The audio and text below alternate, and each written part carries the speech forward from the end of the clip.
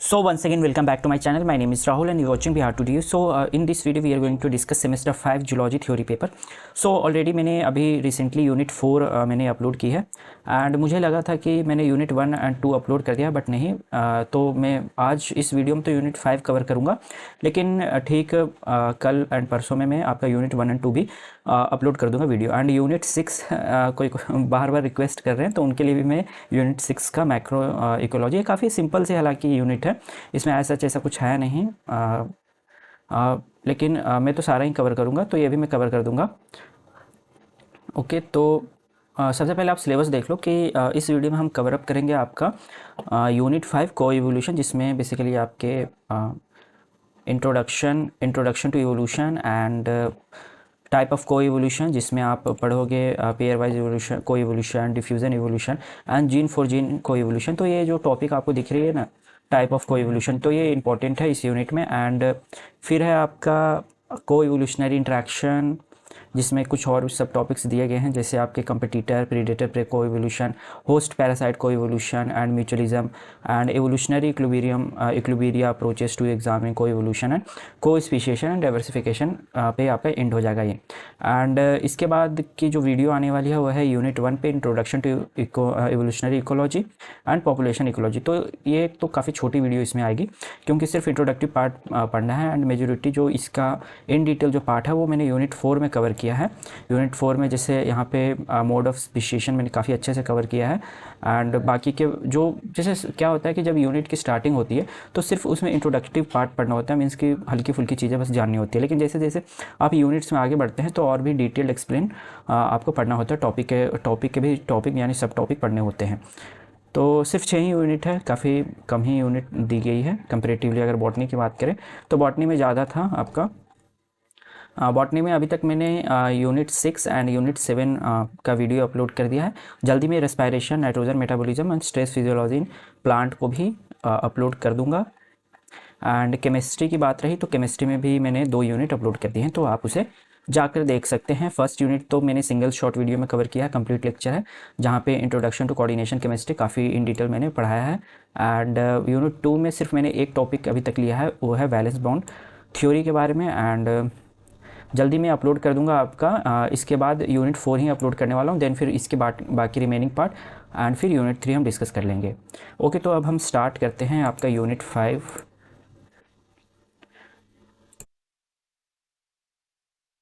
तो अभी तक मैंने आपको एक आइडिया दे दिया, एक रोड मैप दे दिया कि क्या है सिलेबस आपका। जैसे जूलॉजी में टोटल 6 ही आपके यूनिट है, तो ठीक है, कवर हो जाएगा, इतना हेक्टिक भी नहीं है। एंड केमिस्ट्री भी इस बार की इजी है, क्योंकि सेमेस्टर 5 की, जिसमें सिर्फ आपका कोऑर्डिनेशन केमिस्ट्री पढ़ना है।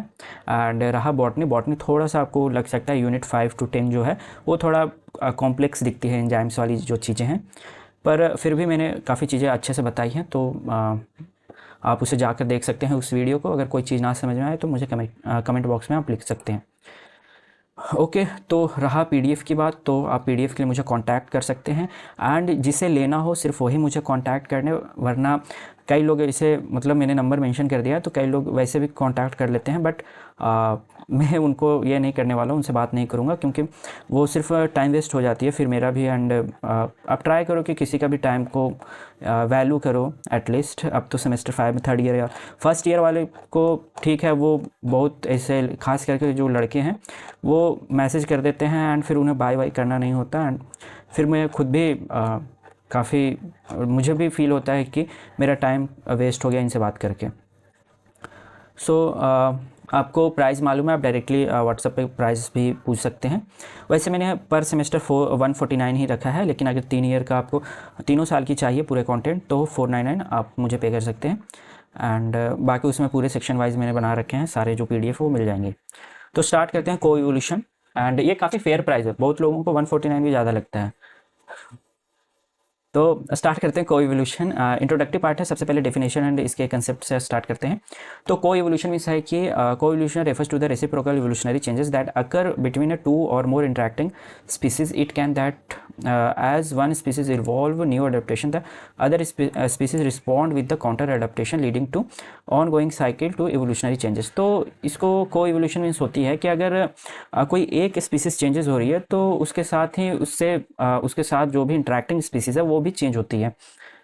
यानी म्यूचुअल इन्फ्लुएंस होती है जिसके कारण वो चेंज होती है, यानी साथ साथ। आप इसे एग्जांपल के थ्रू समझोगे तो ज़्यादा रिलेट कर पाओगे। सबसे पहले हम कोइवोल्यूशन के आपका एक हिस्टोरिकल बैकग्राउंड थोड़ा सा देख लेते हैं कि जो term coevolution was popular by Paul Ehrlich and Peter Raven 1964 during the classic study of butterfly and plant interaction के बारे में इन्होंने स्टडी करा था। एंड वहाँ से इन्होंने देखा था कि जिस अगर मान लो कि प्लांट अपने फ्लावर के पैटर्न को बदलती है या फिर काफ़ी सारे इंसेक्ट है तो उसके अकॉर्डिंग वो भी बदल जाती है। तो आगे चल के हम इसमें एग्जांपल्स देखेंगे तो आप ज़्यादा और भी रिलेट कर पाएंगे। सो सबसे पहले स्टार्ट करते हैं कि क्या उन्होंने ऑब्जर्व किया प्लांट इवॉल्व केमिकल डिफेंसेस। जैसे क्या था कि किस तरीके से को इवॉल्व हो रही है। तो इसमें क्या था कि प्लांट जो है वो लाइक बटरफ्लाई आके उन पर फीड कर रही थी, तो उसके डिफेंस में प्लांट एक केमिकल डिफेंस ये करती है, मतलब इवॉल्व होती है उसमें, जिसमें वो क्या करती है कि हर्बीवोर को रोकेगी। इन रिस्पॉन्स जो होती है butterfly evolve detoxification mechanism to overcome this defenses. तो इसके रिस्पॉन्स में बटरफ्लाई भी इवॉल्व हो गई, जहाँ पे ये एक डिटॉक्सिफिकेशन मैकेनिज्म इवॉल्व करती है खुद के अंदर ताकि उस पर फीड कर सके। तो यहाँ पे हम देख रहे हैं कि both species evolve together influencing each other survival and reproduction. तो इस तरीके से प्लांट बेसिकली केमिकल डिफेंस अपना खुद को बचाना है तो वो इस तरीके के टॉक्सिक मटेरियल निकालेगी। लेकिन उसके अगर देखोगे बटरफ्लाई उसको भी तो फीड करना है ना, उसको भी अपने सर्वाइवल के लिए, तो उसको भी वो भी इवॉल्व हो जाती है। तो इस तरीके से दोनों इवॉल्व हो रहे हैं, प्लांट भी इवॉल्व हो रही है एंड बटरफ्लाई भी इवॉल्व हो रहे हैं। तो इसी को हम कोइवोल्यूशन कहते हैं। टाइप ऑफ कोइवोल्यूशन की बात करते हैं। Coevolution can occur in a various ecological interaction mainly classified into 3 broad types में कोइवोल्यूशन को बेसिकली क्लासिफाइड की गई है। सबसे पहला क्लासिफिकेशन टाइप है आपका म्यूचुअलिस्टिक कोइवोल्यूशन, जहाँ पर बोथ स्पीसीज बेनिफिट होते हैं, their adaptation enhance each other fitness. Example में जैसे पॉलिनेशन सिस्टम है, hummingbird have evolved long narrow beak while certain flower evolve long tubular corollas. यानी यहाँ पे देख रहे हो कि दोनों हमिंग बर्ड को भी यहाँ पे प्रॉफिट है एंड जो आपका प्लांट है उसको भी, दोनों म्यूचुअलिस्टिक इवोल्यूशन हो रही है। देन माइक्रोराइजल एंड जो माइक्रोराइजल फंजाई एंड प्लांट है, तो फंजाई न्यूट्रिएंट एब्जॉर्ब करती है वाइल प्लांट जो होती है वो कार्बोहाइड्रेट सप्लाई करती है आपकी फंजाई की। तो एक दूसरे ये भी जब भी इवॉल्व, अगर मान लो कि फंजाई इवॉल्व हो रही है तो प्लांट को भी इवॉल्व होना पड़ेगा। लाइकन में भी इसी तरीके से एल्गी एंड फंजाई का एसोसिएशन है, सिम्बायोटिक रिलेशन है and where both gain survival advantage वहाँ पे मिलती है इनको। देन सेकेंड टाइप है एंटागोनिस्टिक यानी आर्म रेस कोइवोल्यूशन। इसमें क्या होता है कि one species benefit at the expenses of other, यानी जो एक स्पीसीज है वो बेसिकली दूसरे स्पीसीज के हार्म करके आप कह सकते हो उन्हें बेनिफिट मिलता है। जैसे जो चीताज है वो बेसिकली जो गजेली है उसका हंट करके उसे बेनिफिट मिलता है, उसको खाना मिल जाता है। देन पैरासाइट एंड होस्ट की बात करते हैं, तो होस्ट जो है वो इम्यून डेवलप करती है अगेंस्ट पैरासाइट मान सकते हो, तो पैरासाइट भी काउंटर स्ट्रेटजी डेवलप करेगी उसे बाईपास करने के लिए। देन थर्ड है कॉम्पिटेटिव कोएवोल्यूशन। तो इसमें क्या होता है कि अगर when the species compete for the same resources during the each to evolve different strategy और niche to reduce a direct competition. जैसे क्या होता है कि अगर वो इवॉल्व नहीं करेंगे तो कंपटीशन तो बरकरार रहेगी, तो यहाँ पे खतरा आ जाता है कि वो स्पीसीज एक्सटेंट हो सकती है। जैसे लिमिटेड कोई रिसोर्सेज है, सेम रिसोर्सेज के स्पीसीज अगर कंप्लीट कर रही है, लेकिन अगर वो इवॉल्व हो जाती है डिफरेंट नीश के लिए यानी डिफरेंट हैबिटेट के लिए, तो ईजिली सर्वाइव कर सकती है। तो बेसिकली यही कॉम्पिटिटिव कोएवोल्यूशन है, जहाँ पर डार्विन फिंचेस आप देखते थे, जो फिंचेस थे उनकी जो फीडिंग हैबिट थी वो डिफरेंट हो गई थी। टोटल 14 टाइप की फिंचेस वहाँ पे इवॉल्व हो गई थी, तो ईजिली वो सर्वाइव कर पा रही थी उस आइसोलेटेड जगह पे, गैलापागोस आइलैंड पे। मैकेनिज्म ड्राइविंग कोएवोल्यूशन कौन से ऐसे मैकेनिज्म है जो कोएवोल्यूशन को फोर्स करते हैं टू इवॉल्व। तो सबसे पहला है नेचुरल सिलेक्शन, जहाँ पे जो ट्रेड्स वगैरह है दैट इंप्रूव इंट्रैक्शन सक्सेस, यानी अगर नेचुरल सेलेक्ट कर रही है तो वो कहीं ना कहीं फेवर्ड कर रही है एक तरीके से। देन म्यूटेशन हो सकती है जहाँ पर जनरेट न्यू ट्रेड्स, एग्जाम्पल में new toxic resistance. Genetic drift हो सकती है, रैंडम एलीलिक चेंज हो सकती है। जीन फ्लो जहाँ पर मूवमेंट ऑफ जीन में spread adaptive traits between a population. Then अब पैटर्न ऑफ कोएवोल्यूशन की बात करते हैं, तो coevolution can occur at a different biological scales. तो सबसे पहला पैटर्न आपको मिलता है स्पेसिफिक पेयर वाइज कोएवोल्यूशन। तो जब मैं आपको सिलेबस दिखा रहा था तो ये उसका सब टॉपिक आपको दिखा होगा, जहाँ पर पेयर वाइज हो गया आपका डिफ्यूज कोएवोल्यूशन एंड को स्पीशीशन, मैंने कहा था कि ये पढ़ना है आपको। तो स्पेसिफिक कोएवोल्यूशन मीन्स होती है कि evolve two species directly influencing each other coevolution, यानी कोई दो स्पीसीज़ हैं वो डायरेक्टली इन्फ्लुएंस करते हैं। जैसे एग्जांपल में आप एग्जांपल से ही आप याद रख सकते हैं लाइक कौन सा किसका टाइप है। जैसे fig tree and fig wasp है, अगर मान लो कि ये बहुत स्पेसिफिक है, अगर इनमें कोई चेंजेस होती है तो डायरेक्टली एक दूसरे को इन्फ्लुएंस करते हैं। देन डिफ्यूज को इवोल्यूशन की बात करते हैं तो evolve network of species where the coevolutionary changes in one affect में अदर। तो यहाँ पे नेटवर्क ऑफ स्पीसीज होती है, लाइक आप इस तरीके से समझ सकते हो, लाइक कहीं पे काफ़ी डिफरेंट डिफरेंट टाइप के इंसेक्ट्स हैं, तो फ्लावर को इस तरीके से इवॉल्व होना पड़ेगा कि वो हर स्पीसीज़ के लिए सूटेबल हो। लाइक मल्टीपल पॉलिनेटर्स है, बटरफ्लाई, बी एंड बर्ड्स, तो under group of flowering plant है, तो इन्फ्लुएंसिंग ईच अदर। अगर जो फ्लावरिंग प्लांट है अगर उनमें चेंजेस आती है तो बाकियों को भी इन्फ्लुएंस करेगी ये, इनको भी, इनकी भी अडेप्टेबिलिटी जो है उनको बदलना होगा, को इवॉल्व होना होगा अगर इन पे फीड करना है तो। को स्पीशिएशन की बात करते हैं, when two interacting species speciate together in a parallel producing है मैचिंग फाइलोजेनिस। तो यहाँ पे क्या होता है, को स्पीशिएशन मीन्स कि यहाँ पे दोनों पैरेलली, कोई दो स्पीसीज है वो दोनों पैरेलली इवॉल्व हो जाती हैं नए स्पीसीज में। Certain parasite leech and their host mammal जो होते हैं, सो को स्पीशिएशन पैटर्न। अगर लीश जो है एंड कोई मैमल है, अगर वो मैमल कोई नए स्पीसीज में कन्वर्ट हो जाती है तो उस लीश को भी अडप्ट होना पड़ेगा अकॉर्डिंग टू जो अपकमिंग स्पीशीज है उसके अकॉर्डिंग वो भी अडप्ट होगा। तो इकोलॉजिकल एंड इवोल्यूशनरी सिग्निफिकेंस की बात करते हैं, क्या सिग्निफिकेंस है ये सब का, तो प्रमोट करती है बायोडाइवर्सिटी, इंक्रीज करती है specialization and shape ecosystem stability, यानी डेवलप करने में मदद करती है एक स्टेबल इकोसिस्टम को। एंड अप्लाइड इंपॉर्टेंस आपको एग्रीकल्चर में मिलेगा, मेडिसिन में मिलेगा एंड कंजर्वेशन बायोलॉजी में आपको मिलती है। तो ये आपका को इवोल्यूशन का इंटरेक्टिंग टाइप हो गई जो अभी हमने डिस्कस करा। एंड अब हम बात करते हैं टाइप ऑफ को इवोल्यूशन, तो इसी को इन डिटेल अब हम देखेंगे। अभी तक थोड़ा ऊपर ऊपर का पार्ट पढ़ लिए हम, बट ये आपका मेन टाइप है कि अगर ये लॉन्ग में आती है आपको तो इन डिटेल आप कैसे लिखोगे। तो पेयर वाइज को इवोल्यूशन की बात करते हैं तो यहाँ पे आप दो स्पीसीज स्पेसिफिक जो होते हैं वो डायरेक्टली आपके अफेक्ट करते हैं एक दूसरे को, वो मैंने बताया था यहाँ पे। एंड इनके जो फीचर्स हैं एग्जैक्टली टू स्पीसीज इंटरेक्ट करेंगे क्लोजली, नेचर जो है स्ट्रॉन्ग डायरेक्ट रेसिप्रोकल होते हैं। And selectivity, each species evolve traits specifically in response to other. And dependency जो होती है वो often result in high interdependence और even obligate relationship, modeling easier to study mathematical due to fewer variables. तो main चीज़ है mechanism of pairwise coevolution, किस तरीके से एक दूसरे को इंटरेक्ट करते हैं। तो सबसे पहला इंटरेक्शन कहाँ से बिगिन होती है, तो two close species come into close ecology contact like predator, prey, pollinator, flower and host parasite हो गया। अडप्टिव एंड काउंटर अडप्टेशन, यानी वन स्पीसीज अगर इवॉल्व होगी तो दूसरा स्पीसीज भी उसके ये में इवॉल्व होगी एंड इम्प्रूव करेगी सर्वाइवल एंड रिप्रोडक्शन को। रेसिप्रोकल सिलेक्शन, प्रेशर होती है इन पे, यानी एक species alter the selective environment of the other species, this continue across a generation forming a evolutionary arm race एक जनरेट करते हैं, यानी एक इवॉल्व हो रही है तो दूसरा को भी इवॉल्व होना पड़ेगा, फिर वो इवॉल्व हो गया तो फिर होगा उसका जो कंपेरेटिव है वो भी इवॉल्व होगा।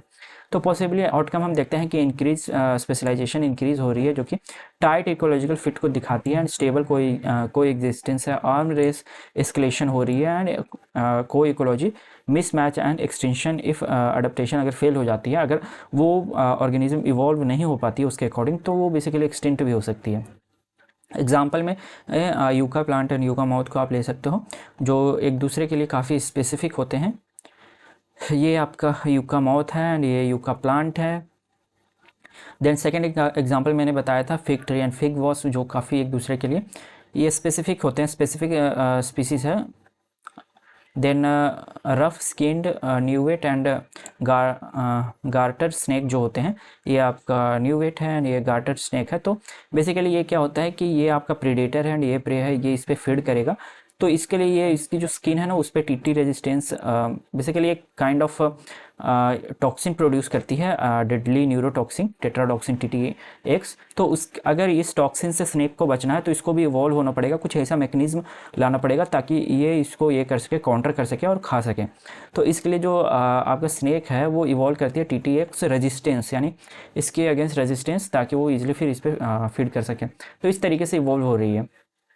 प्लांट पॉलिनेटर सिस्टम, जहाँ पे जो मैनी ऑर्किड है इवॉल्व करती है आपकी floral shape, colour, scent matching है सिंगल पॉलिनेटर स्पीसीज को मैच करते हुए वो इवॉल्व करती है। तो कॉन्सिक्वेंस क्या मिलती है, मतलब होती है, तो एक तो स्पेशलाइजेशन जहाँ पे leads to the evolution of a species specific traits and close dependency आपकी बढ़ती है यहाँ पे। एंड म्यूचुअल डिपेंडेंसी होती है, ऑब्लिगेट म्यूचुअलिज्म हो जाता है, यानी ट्रू एक तरीके से होता है, यानी दोनों स्पीसीज एक दूसरे के लिए ऑब्लिगेट हैं।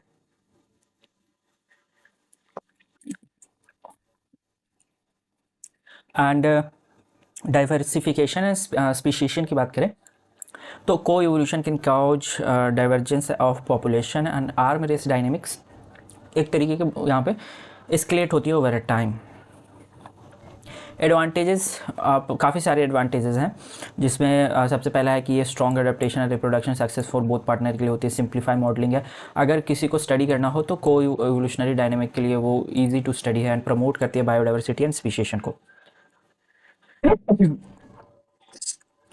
सॉरी, ठंड सीज़न चेंज होने के कारण जुकाम हो गया मुझे।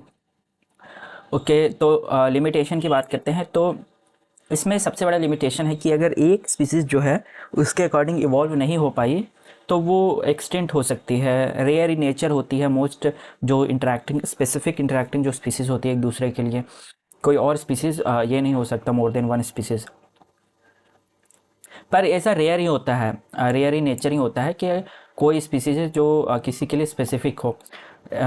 ये रेयर होता है क्योंकि नेचर जानती है कि अगर एक स्पीसीज़ उसके अकॉर्डिंग अगर इवॉल्व नहीं हो पाई तो शायद वो एक्सटिंक्ट कर जाए, वो दोनों एक्सटिंक्ट कर जाएंगे। तो इसलिए नेचर इस तरीके से बना के रखती है कि मोर देन जो वन इंटरेक्टिंग है वो इवॉल्व हो सके, more than two species evolve हो सके। तो ये टेबल है, एक समरी टेबल आप कह सकते हो, जहाँ पे मैंने लिख दिया है कि किस टाइप की इंटरेक्शन टाइप है, विन रिलेशन नेचर क्या है। एग्जांपल आपका yucca moth, fig wasp, snake, newt or, orchid bee का हो गया आपका। अब डिफ्यूज कोइवोल्यूशन में क्या होता है कि diffuse coevolution happen when many species interact and influence each other coevolution, यानी काफ़ी सारे इसके वजह से कोई एक स्पीसीज़ है जो कई अदर स्पीसीज़ को भी इवॉल्व करती है। अगर कोई एक स्पीसीज़ चेंज होती है तो उससे जो भी लाइक इंटरेक्ट करने वाली स्पीसीज़ है वो सभी चेंज हो जाएंगे। लाइक फ्लावर आप देखते हो, फ्लावर पर एक ही इंसेक्ट तो फीड नहीं करते हैं, काफ़ी सारे आपके इंसेक्ट, बीज वगैरह हो गए, बटरफ्लाइज वगैरह बहुत सारे मतलब होते हैं वो फीड करते हैं। अगर फ्लावर की ये चेंज होगी, मान लो फ्लावर ने कुछ ऐसा अडेप्टेशन निकाल लिया तो बाकियों को भी चेंज होना पड़ेगा। तो ये डिफ्यूज कोइवोल्यूशन है कि वहाँ पे many when many species interact with influence each other coevolution rather than the just two species, जैसे हमने देखा था पेयर वाइज कोइवोल्यूशन में हो रहा था। तो ये कैसे काम करता है, in ecosystem a single species affect by many other species eight a same time. तो जो सिंगल स्पीसीज है अगर उसमें कोइवोल्यूशन आप देख रहे हो, इवोल्यूशन हो रही है, तो कई अदर स्पीसीज को भी अफेक्ट करती है at a same time. Each interaction में not be very strong but together they shape how species को evolve because of the pressure come from many direction. तो यहाँ पे आप देखते हो broad and generalized, not specific to one partner होती है।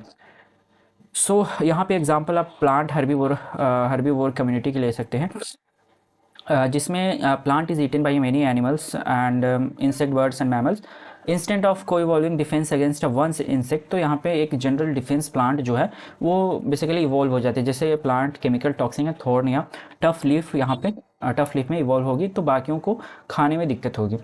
तो आप यहाँ पे देख रहे हो कि प्लांट तो सिंगल है, सिंगल स्पीसीज़ है जो कि इवॉल्व हो रही है, लेकिन इसकी वजह से कई अदर मेनी स्पीसीज़ को यहाँ पे प्रॉब्लम हो रही है, अफेक्ट कर रही है उनकी ये को।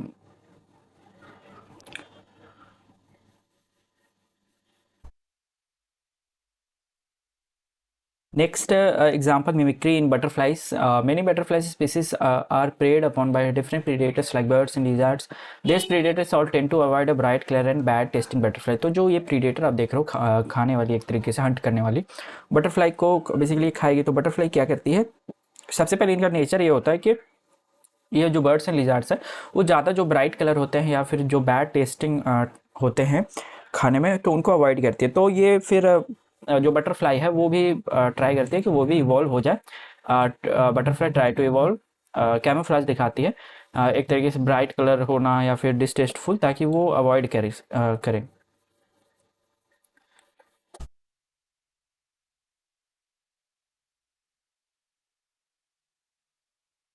सो एज ए रिजल्ट डिफरेंट आपके butterfly species and evolve similar warning colour में इवॉल्व हो जाते हैं।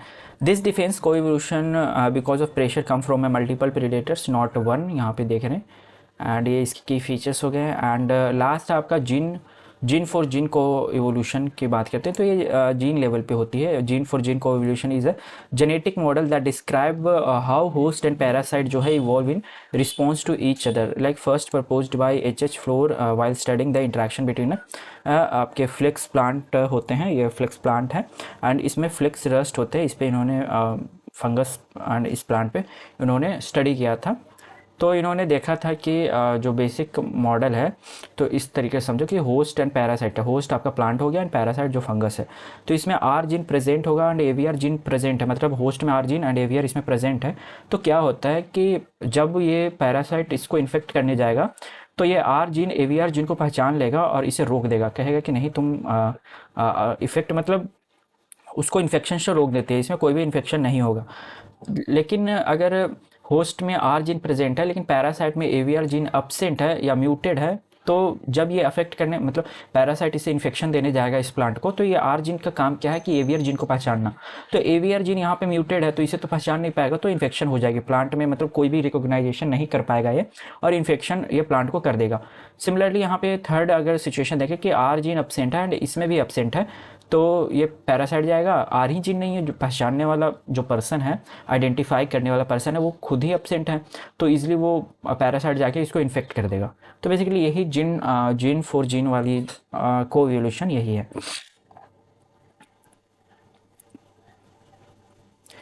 अब जेनेटिक एंड एवोल्यूशनरी इम्प्लीकेशन ये हो गया, ठीक है। अब हम ओके, तो नेक्स्ट जो टॉपिक है आपका को एवोल्यूशनरी इंटरेक्शन।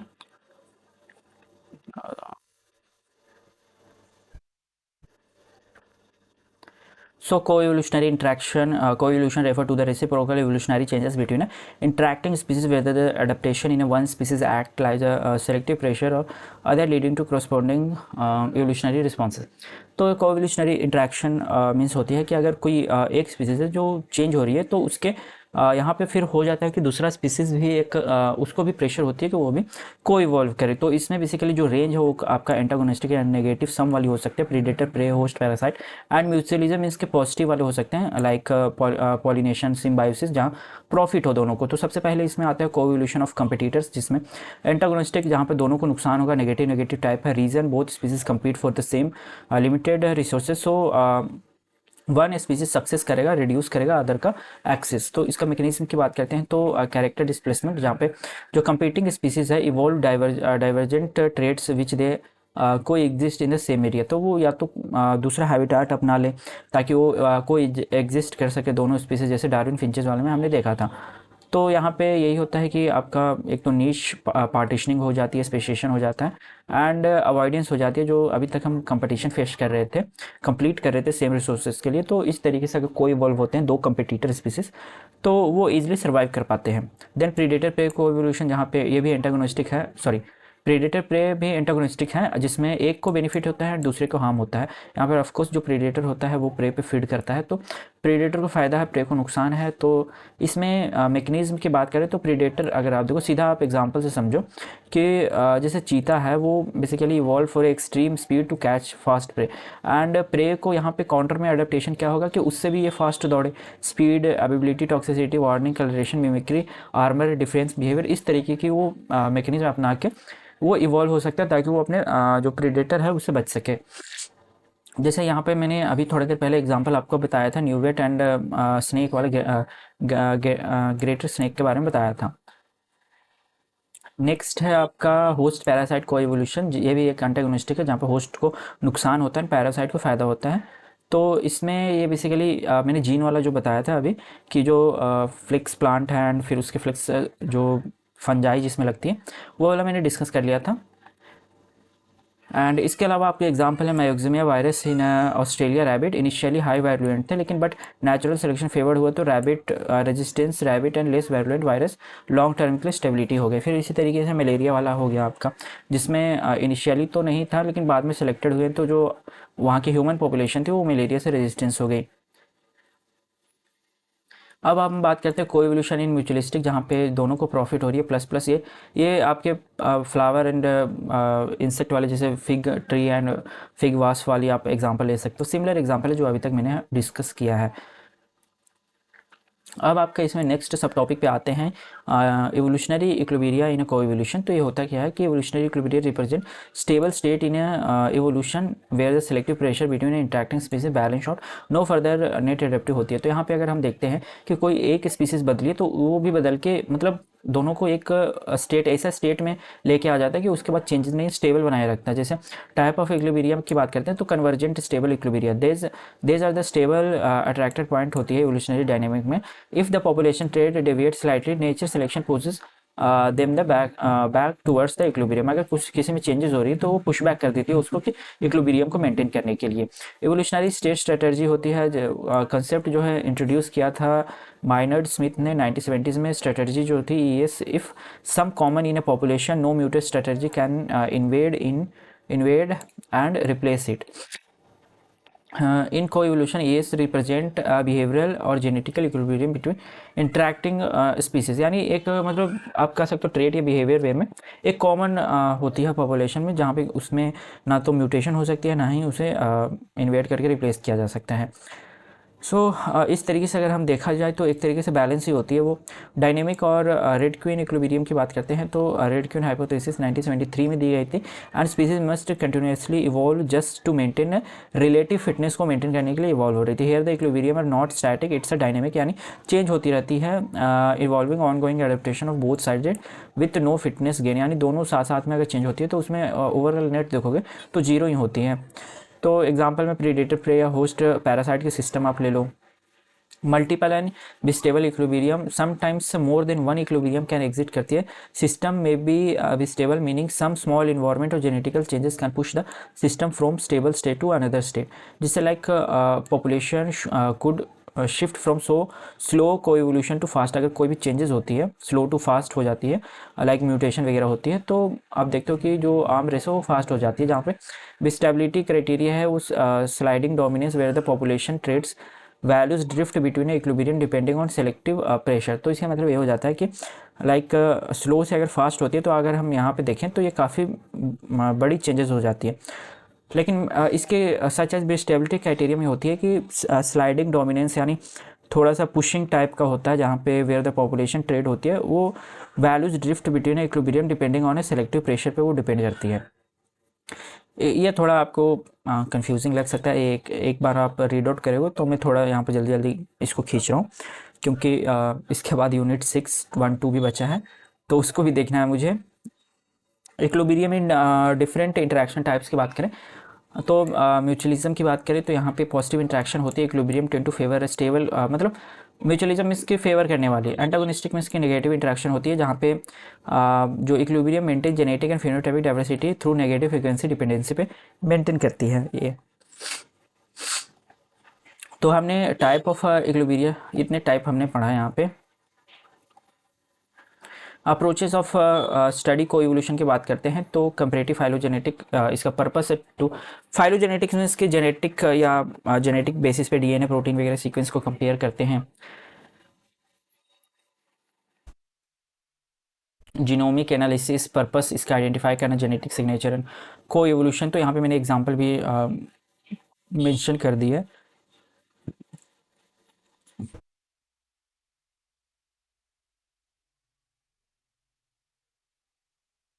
नेक्स्ट आपका सब टॉपिक है को स्पीशिएशन। को स्पीशिएशन व्हेन टू और मोर स्पीसीज होते हैं undergo speciation events in parallel, यानी दो स्पीसीज है, दोनों आप मान लो कि कोई एक स्पीसीज है मैमल एंड दूसरा स्पीसीज है लाइस, तो दोनों साथ में वो इवॉल्व कर जाते हैं। जैसे मैमल कोई नए स्पीशीज में बदल गया तो लाइस को भी मतलब इसके अकॉर्डिंग ही दूसरे लाइस के ही कैटेगरी में दूसरे स्पीसीज में उसको भी कन्वर्ट होना पड़ेगा। तो ये पॉकेट ग्रूफर एंड च्यूइंग लाइस है, तो इस पे ये होती है। तो अगर इसकी स्पीशीशन होती है यानी ये कोई इवॉल्व होकर नई स्पीसीज बनाएगी तो ये भी नई स्पीसीज में इसको भी इवॉल्व होना पड़ेगा। फिर कपल्ड क्लॉक कंसेप्ट आती है जिसमें सिमिलर चीज़ें लिखी है, बस आप एक बार रीड आउट कर लोगे आपको समझ में आ जाएगा ये चीज़ें ज़्यादा, क्योंकि ऑलरेडी थर्ड ईयर में पहुंच जाते हैं तो मैं अगर बिल्कुल बेसिक लेवल से समझाऊंगा तो वीडियो भी लंबी होती है और लोग बोर भी हो जाते हैं। फिर डाइवर्सिफिकेशन एंड कोइवोल्यूशन जो आपकी लास्ट सब टॉपिक थे, जिसमें स्केप एंड रेडिएट हाइपोथेसिस है एंड इसके प्रोसेसेस यहाँ पे मैंने लिख दी है कि किस तरीके से होती है, एंड म्यूचुअलिस्टिक कोइवोल्यूशन एंड डाइवर्सिफिकेशन है। And antagonistic coevolution and contrast है। फिर evidence from phylogenetic and fossils data के बारे में दी गई है। एंड इसके साथ ही आपका ये खत्म होता है यूनिट। तो इक्विलिब्रियम वाला यहाँ पे थोड़ा सा समझने वाला पार्ट था, जिसे मैंने थोड़ा सा थोड़ा मेरा हेल्थ इशू है, इसलिए इसे मैंने जल्दी निकाल दिया, वरना काफ़ी अच्छे से मैं समझाता। मैंने बाकी के आपने देखा कि जो सब टॉपिक्स थे लास्ट के, वो भी मैं थोड़ा समझा नहीं पाया, because I am not feeling well. So तो अगर आप PDF लोगे तो ये सब चीज़ें उसमें होगी, एंड वहाँ से फिर आप पढ़ सकते हैं। So thank you for watching. मेरे चैनल को ज़रूर सब्सक्राइब करें, एंड अगर नीड हो तो आप मुझे कांटेक्ट भी कर सकते हैं। इसके बाद मैंने MCQ, फिलिंग द ब्लैंक्स वगैरह ऐड की है, तो इसको छोड़ो अब।